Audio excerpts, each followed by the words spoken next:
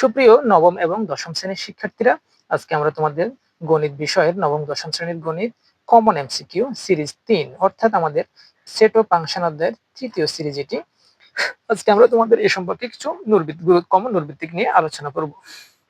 দেখো, একটা প্রশ্ন এখানে এসেছে, a সমান সমান 2 4 6 8 এবং b সমান সমান 4 8 10 হলে a ক্যাপ b এর মান কত?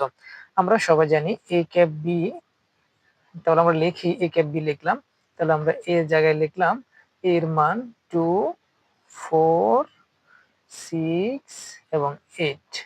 এরপর আমরা ক্যাপটা দিলাম, b এর মানটা লিখব 4 8 10। দেখেছি? এখন ক্যাপ মানে হলো কমন, অর্থাৎ যেটা উভয় ঘরের মধ্যে পাওয়া যাবে সেটা হবে উত্তর। তাহলে দেখো, এখানে 8 আছে, এখানেও 8 আছে, তাহলে আমরা 8 লিখলাম। এখানে 4 আছে, এখানেও 4 আছে, আমরা 4 ও লিখলাম। আর কি আছে? 2 আছে, এখানে 2 নাই, এখানে 10 আছে, এখানেও 10 নাই, এখানে 6 আছে, এখানেও 6 নাই। তাহলে দেখো, এটাই হবে সঠিক উত্তর, 4 × 8। 4 × 8, তাহলে আমাদের সঠিক উত্তর হচ্ছে খ। এবার পরের প্রশ্নটি দেখো, খালি সেটের প্রতীক কি? অত্যন্ত কমন একটি প্রশ্ন। খালি সেটের প্রতীক কি? ক তৃতীয় ব্র্যাকেটের ভিতরে শূন্য, খ ফাঁকা সেট, গ সেকেন্ড ব্র্যাকেট, গ খ ও গ উভয়।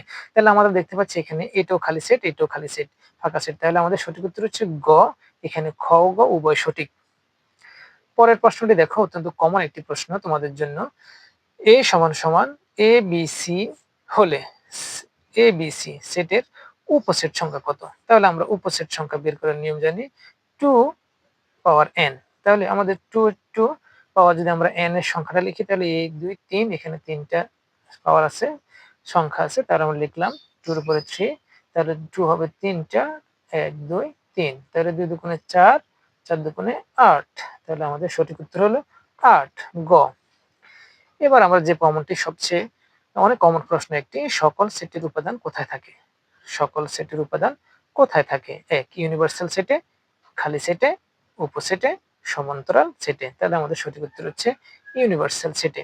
এটাই হচ্ছে সঠিক উত্তর। তো প্রিয় শিক্ষার্থীরা, আমরা তোমাদের জন্য আজকে যে নূরভিত্তিকগুলো তোমাদের জন্য সবচেয়ে কমন, সেগুলো নিয়ে আলোচনা করেছি।